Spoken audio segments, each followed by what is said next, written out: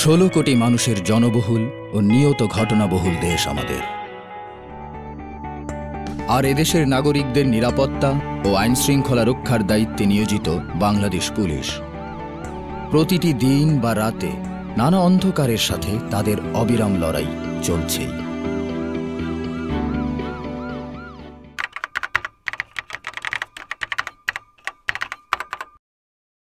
Police কেমন যদি লাগে, মানুষের উপকারে আসে, বাড়ি টাড়ি দেয়, ভয় লাগে। ভয় পাবে না, এখনো বাচ্চাদের পুলিশের ভয় দেখিয়ে খাওয়ানো হয়। পুলিশ আসলে এড়াই যেতে ইচ্ছা করে, ঠিক স্বাভাবিক লাগে না। কথা বলতে সাধারণত ভয়ে কথা বলতে চায় না, কি মনে করবে না করবে এরকম চিন্তা ভাবনা করে একটু এড়াই চলার চেষ্টা করে। ইউনিফর্ম থাকার কারণে প্লাস আমাদের সাথে অস্ত্র থাকে, হ্যান্ডকাপ থাকে, এ সমস্ত কারণে হয়তো অনেক কিছু মনে করে আমাদেরকে একটু ভয় পায়। পুলিশের ড্রেস দেখলে সাধারণ মানুষের মনে একটা আতঙ্কের সৃষ্টি হয়।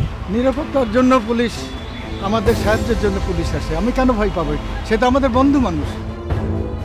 অন্য সকল পেশার সাথে আইনশৃঙ্খলা রক্ষার এই পেশাকে যেন ঠিক মেলানো যায় না, তাই আমরাও যেন তাদের থেকে একটু দূরে দূরে থাকতেই স্বাচ্ছন্দ্য বোধ করি, আর তারা থেকে যায় তাদের জীবনেই।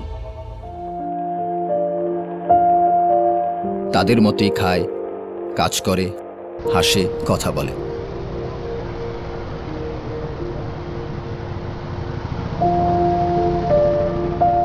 সময় সিঙ্গার সমস্যা হয়, এই জন্য একটা গালিগালাজ করে, এটা আমরা আর কি সহ্য করি নেই। ওরাও বাড়ি ফেরে, হয়তো আর সবার চেয়ে একটু বেশি ক্লান্তি নিয়ে, একটু দেরি করেই ফেরে।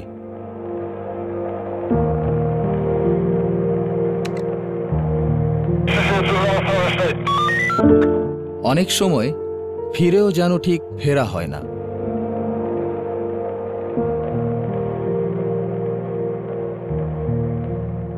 আর অনেকের তো একদম ফেরাই হয় না।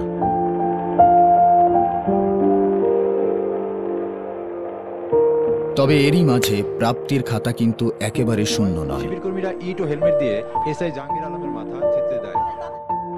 হাজবেন্ড পুলিশ, তারপরে বাড়ি ফেরা নিয়ে টেনশন করতে হয়। তবু ওরা পিছু হটে না। ঝুঁকি তো থাকবেই, এটা আমাদের দায়িত্ব আর কি, কারণ আমরা পুলিশ।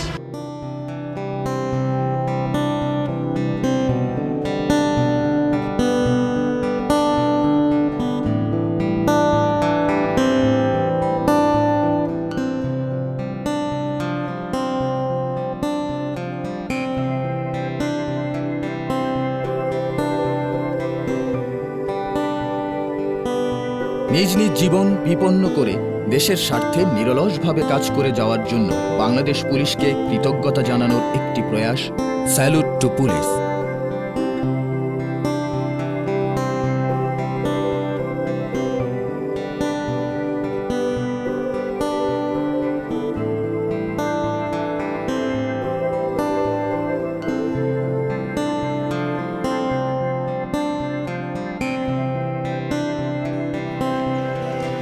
আমরা বিশ্বাস করি কৃতজ্ঞতা প্রকাশের আমাদের এই ক্ষুদ্র প্রচেষ্টা তাদের সামনের প্রতিটি পদক্ষেপে প্রেরণা ও মনোবল জোগাতে সহায়তা করবে। পুলিশ আমাদের সঙ্গী, আমাদের ভাই, তাদের ভয় ফেলে তো আমরা দেশের জন্য কোনো কাজ করতে পারবো না।